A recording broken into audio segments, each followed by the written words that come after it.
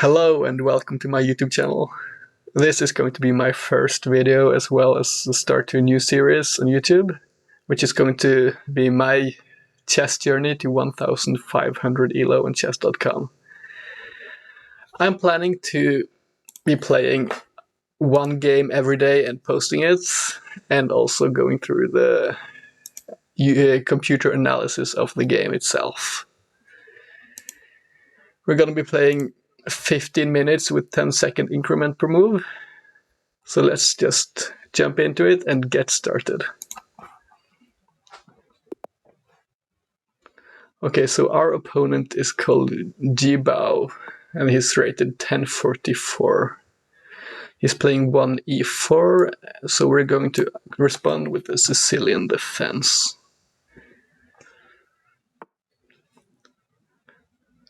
Let's see here.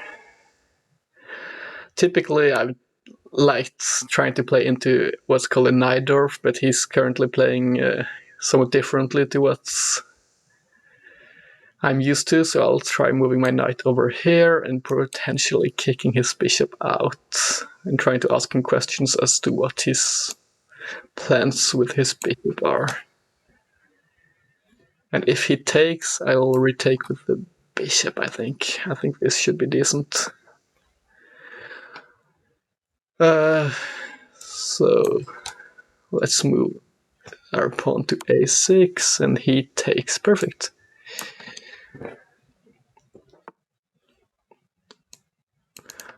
In this kind of position, I think it's probably best to opt for a queenside castle, so we're going to be moving our knight out and potentially be looking for a g6 to get our bishop onto this long and open diagonal. Yeah, let's do that. I don't see any immediate threats apart from this might be a bit awkward because yeah, and he plays it right. There aren't many good squares for the knights immediately. I could obviously take like this, after which he would take my pawn and threaten to take the bishop. It's probably okay, right? Could just advance towards castling, and I mean, he's already lost his bishop, so it's not like I'm down a bishop pair. Let's go for this. Just proceed with our development. He doesn't really have any good squares apart from taking the bishop, and I don't expect us to have time in this kind of position to say save the bishop from the knight, because we're still 2 moves away from castling our king. So let's break this and just pre-move the recapture of our piece. So he doesn't take here, which kind of surprises me, but it's at the same time I don't really mind it. It's quite decent for us, I think. Now I think we should be able to pull this bishop back and maybe play something like this to prevent the knight jump in from this knight. So yeah, let's do that. And then we'll maybe expand on the queen side and get this bishop as well onto the long diagonal.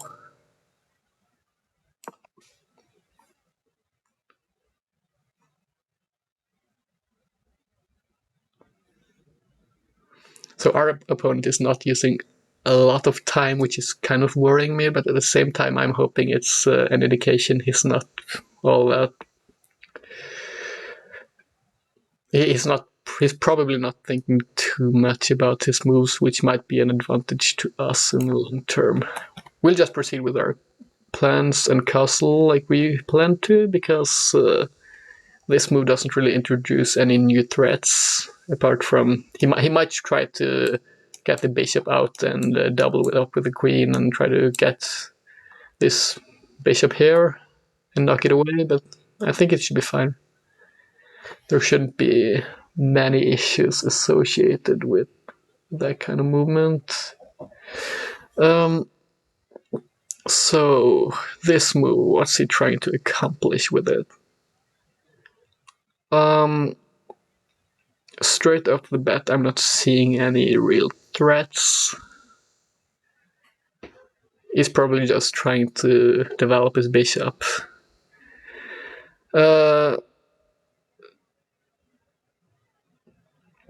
I'm looking at moves like this as well, though, which hits the knight in two different ways, but he's already defending it in two ways as well. So it doesn't really pack that much of a punch. So we will be moving this pawn up and maybe just proceeding with our plans. Yeah, let's do this.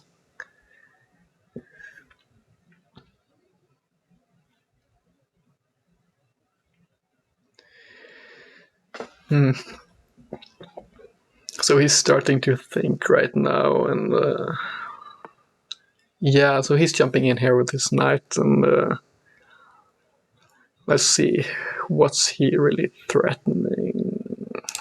This is obviously under attack, so we'll have to find some way of dealing with it, but I think queen up here should be fine, because then we'll mitigate the threat on our queen and also defend the pawn. And he doesn't really have any pieces that can defend the knight, I think. But he could potentially move back here and hit our queen again, but then we'll... where would we move then?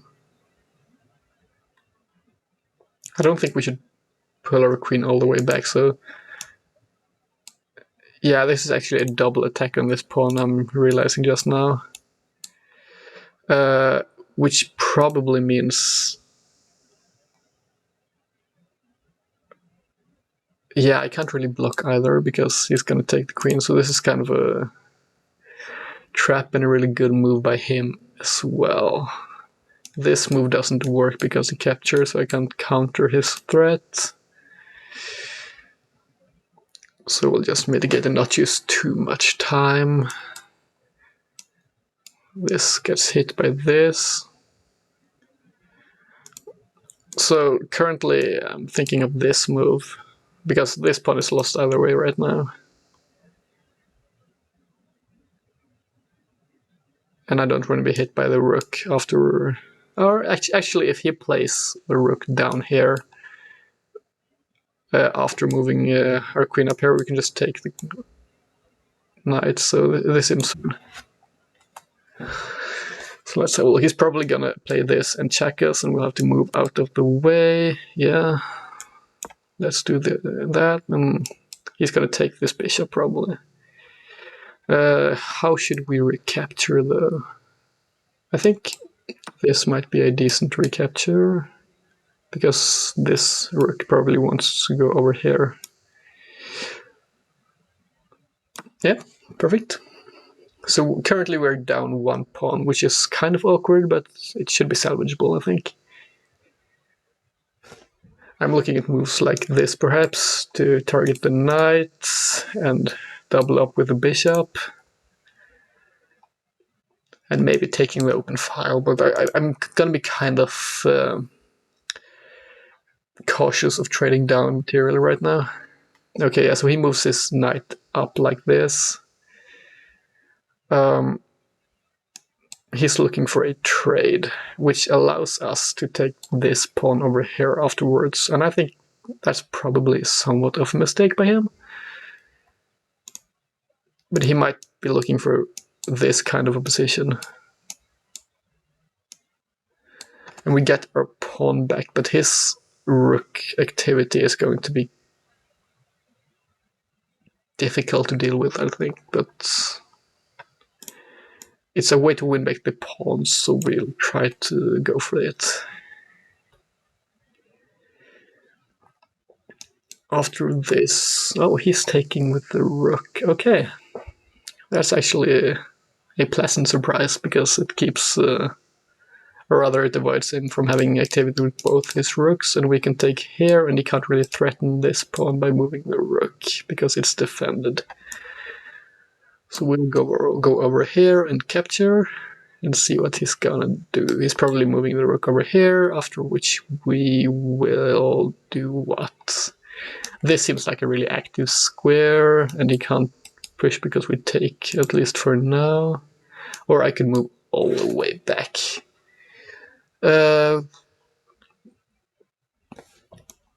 Let's just move back and play it safe for now. So now his pawn structure is damaged over here, and we equalized the pawns. So this is not too bad, but he's up on time. He's barely used any time. He's actually got more time right now than what he started with. This seems to be a pretty decent move by him. I didn't actually think of it beforehand, but it's a good way of breaking apart our pawn structure. We could just push our pawn, but then we'll have a backwards pawn which can be targeted by his bishop here.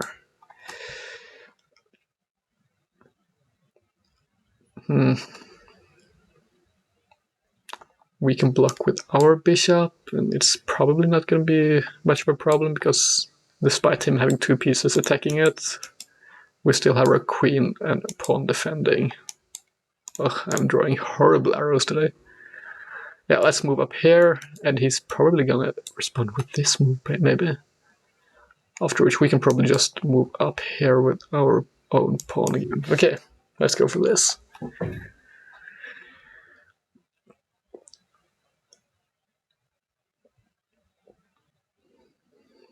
So we need to get our rooks into active positions, because both of his rooks are currently operating on quite active files, whereas ours are not at all. This move, he tries to trade off our bishop, which is an important asset to us. Let's just see, is there any tactical way of dealing with this? I can't really see anything as of now.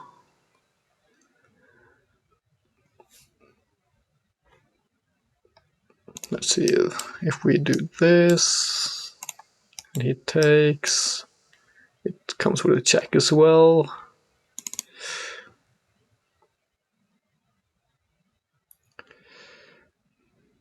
We'll just let him take here, I think, because he's going to spend one move doing it, and we can improve our position in the meantime. And then we'll just pre-move the capture here, and I expect he's maybe going to even capture the rook, after which we will recapture with our rook, I think.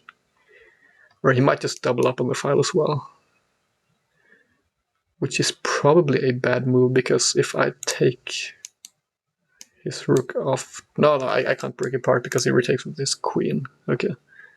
Oh, but it would... Yeah, because now he's giving us the open file. So what's his plan over here then? Because this is awkward for him to defend. He can't really target this pawn with any queen move immediately, so we can try to build up some kind of attack against it, although he can defend it as well. This move probably seeks to play something like this. I would like to lock down this pawn so he can't really advance it.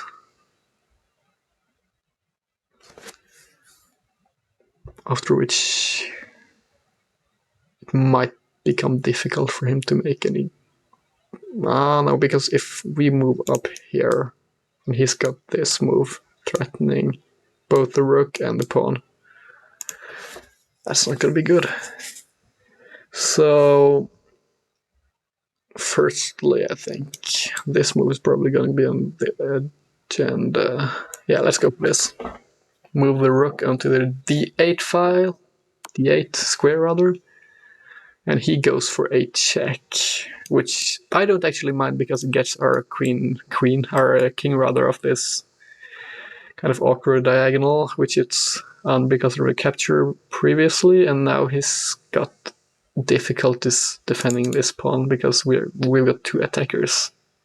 Or rather, he could actually just defend with his rook like this because we can't take with our queen. Yeah, and he does just that, and we're gonna respond in which way? This seems to be a pretty interesting move. Yeah, I'm really liking the prospects of this move in particular, although I'm kind of worried about a response like this. But we could just move the rook out of the way, and I think this should be okay. And then we'll infiltrate him.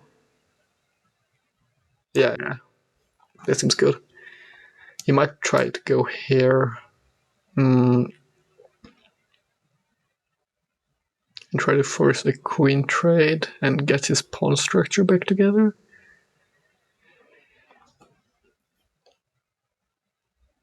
He's still at 15 minutes. This guy is really quick. Okay, so he's moving his rook. And this seems like a difficult position to make a lot of progress in. But I think this seems like a good move right now to lock down the movement of his pawn and prevent any diagonal infiltration by his queen. So let's go ahead and play this.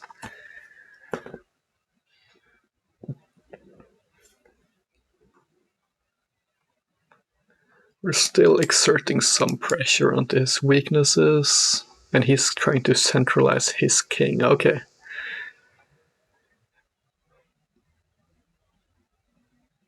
So what do we do in this kind of position? I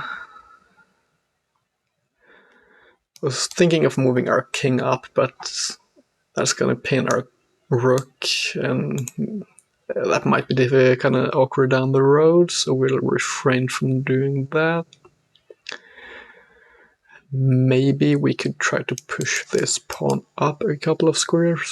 So if we play this move, then we'll move our queen back down and try to reposition and maneuver a bit around and apply pressure to this pawn. If he tries to move his king up to defend it, it's probably not a good move, I think. Because it's probably too early to expose his king at this point. He moves his queen down. Okay. We thought of this move earlier, right? But as a queen trade. This move, however, threatens something more. And we could potentially try to create a passed pawn here. So let's do this. This G-Brow guy seems really decent. Oh, okay, so he locks down the entire pawn structure, but this seems to me to be a critical error because currently he's giving us a passed pawn 3 squares away from promoting, and it's double defended. Yeah, that's pretty good. So I think we should just try to play a bit on the king side now. Advance our h-pawn and move our queen around, because he can't really advance anything here. All his pawns are locked, and he has to defend this because it's attacked 2 times.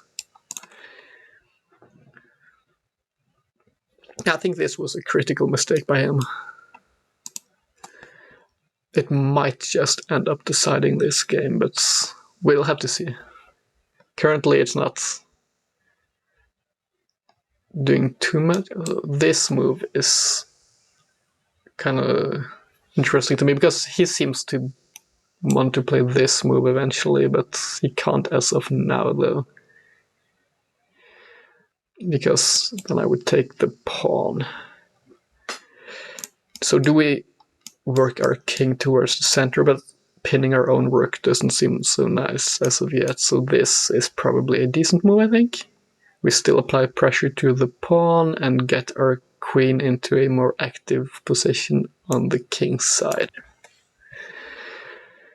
So does he have a good move in response to this? Because we could just go for the queen trade. and force the queens off the board, and this should be decisively winning, I think. I hope so, at least. He moves his king up even further. Okay.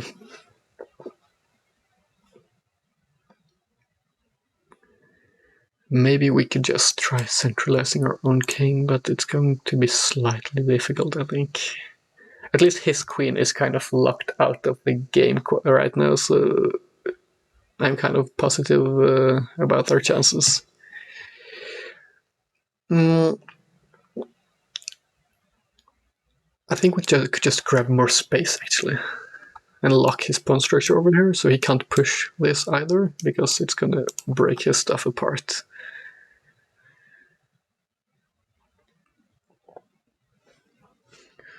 I'm finding it kind of difficult to make progress here, but we'll just try to slowly grind him down, and this is a long-term problem for him. If we trade down, this is probably going to be a win, because we can just go and gobble up his pawn here, while over here, while his king has to guard this. Or he could try to make a passed pawn of his own. If the rook wasn't here, he could just take and advance his own pawn. Okay, so currently I'm thinking of moving up and avoiding the pin at the same time. Seems like a decent idea. I can't really move here, I think, because we're still threatening this kind of move. He's kind of paralyzed, and I'm really liking the prospects of this. He hasn't really used much time yet, though. Still 1 minute down from his starting time, which is bizarre to me.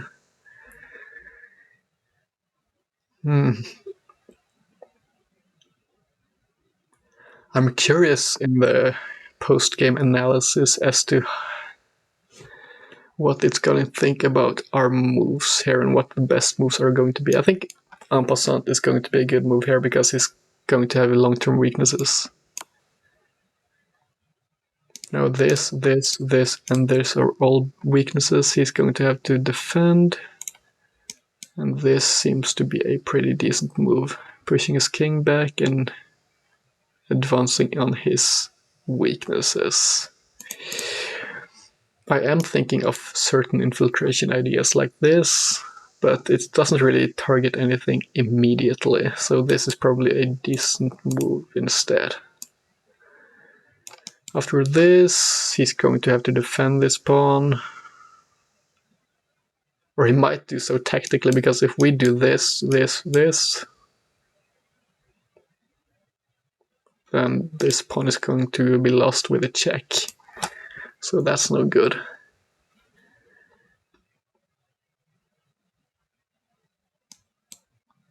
I think we'll just start out with this move.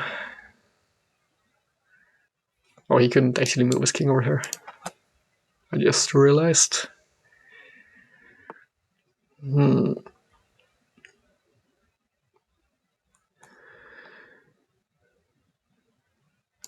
So I want to advance these pawns right now to not be pinned as we centralize our king. Seems like a decent plan. But currently, as we're not pressuring this pawn with both our pieces, he could try to move his rook into the game. So if we go here, he goes here.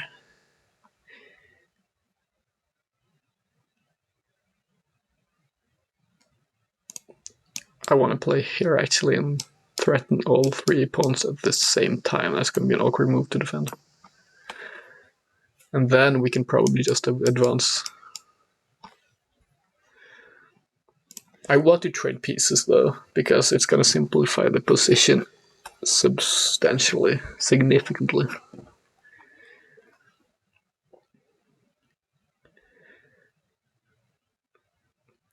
I'm finding it difficult to find moves that he could play as well, because he can't really take this file. Because he has to defend the pawn. But maybe he could play ace queen like this and this, just keeping his defense all the way, because the queen can defend diagonally and everything, but that's maybe what I would play myself in this kind of position. But he plays over there, which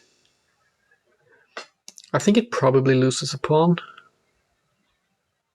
How about we try to move our king? Well, no, that's probably too risky. What about a different plan? So this move, I just realized it loses the pawn like this.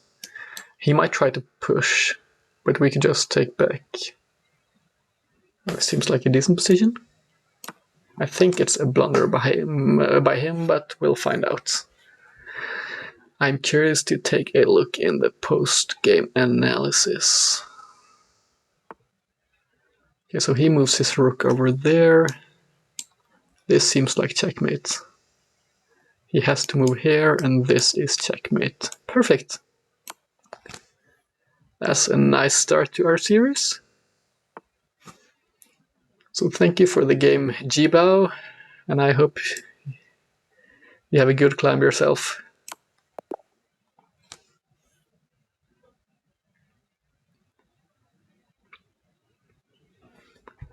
Okay, so let's look over the game analysis. It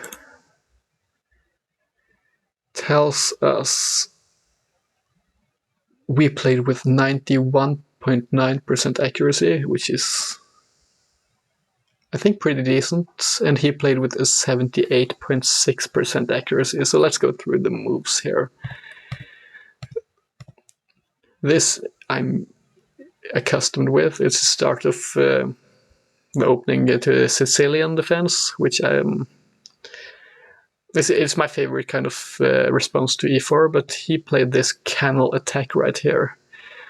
We defended with our knight, and he castled. And then we pushed our pawn, which is still a theory move, apparently, a book move, and he took, and we took as well. Then he played this kind of move, which I thought was kind of slow, but it, at the same time, it defends this diagonal from any pinning. We played this move, which was a good move, apparently, and he played his knight out here, and we prepared to fianchetto our bishop on this diagonal. He pushed here, and we took, which was a great move, apparently, and he took as well. We played as our plan was, and he played his rook over there, perfect, and we played back, which this was apparently a not so good move because it lost 0.5 points worth of evaluation. Apparently, I think we should have castled here, maybe. Yeah, that's the best move, it seems like. Yeah. But we moved back, and he pushed his pawn. Afterwards, we castled, and he moved his bishop out, and this was apparently not the correct approach. What should we have played over here? E6. Or bishop to e6, rather, or knight to d5. Yeah, I thought about this move, but I thought we should probably try to finish our development first. Apparently, this was slightly better. Okay. Yeah, because he had this infiltration idea, which we didn't see. Yeah, I remember this, and then he took, and we just had to move our king, and he got our bishop, so we did not have the bishop pair advantage. Apparently we should have taken with the other rook, which surprises me, but there might have been some kind of idea afterwards with getting our pawns apart, prying them apart, and having to defend this, maybe. I thought it seemed natural to defend with this rook because we wanted to play like this, maybe. But okay, we took with this rook, and he moved into the center with his knight. We took, he took like this. He didn't take the way I expected him to do, which was apparently the better move. And I was kind of happy getting this pawn. And we moved back. Apparently this was an even better move. Apparently, I guess it's probably a matter of limiting his movements and denying him doubling up on this file. And yeah, he couldn't move this pawn afterwards if we did so. And he moved this pawn, yeah, and we played upwards, which was a decent move. Apparently this move it was better. Yeah, because we had the square doubly defended. Okay. He moved to trade bishops, and we played. This was apparently the best move, yeah. Because we didn't want him to take, because we wanted to get another tempo. He took, we retook, and he took, we took with our rook. This was apparently a mistake by him, and we doubled up here. He moved his queen over, and yeah, because it was a check, we moved our king.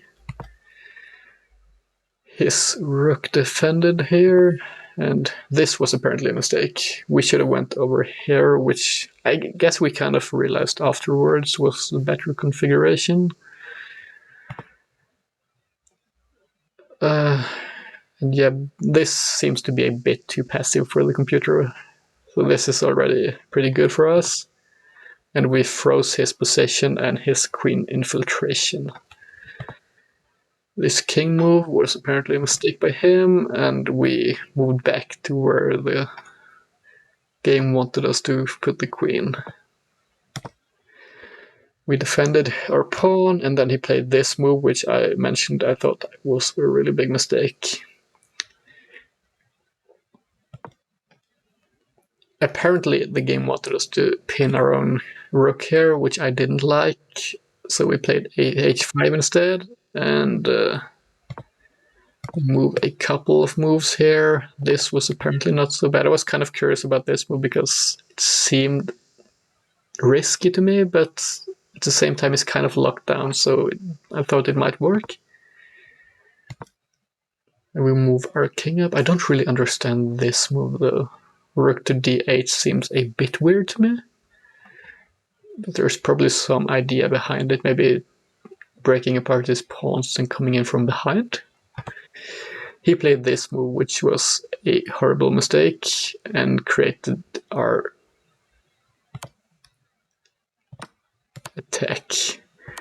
Apparently this check was even better. Yeah, I can see how we get our file here, but it's kind of difficult moving our rook in after this, because we just give him the possibility of moving his own rook, because we're not attacking the square 2 times. Maybe, yeah, maybe king, yeah, we can move in like this and take his pawn. Okay. Yeah, we did it like this, and we went back. This pawn move was not so good because it allowed our infiltration and our following queen move. This was what lost him the game, and we got a mate in 2. So this is a pretty nice start to our series, and I thank you all for watching so far, and see you guys next time.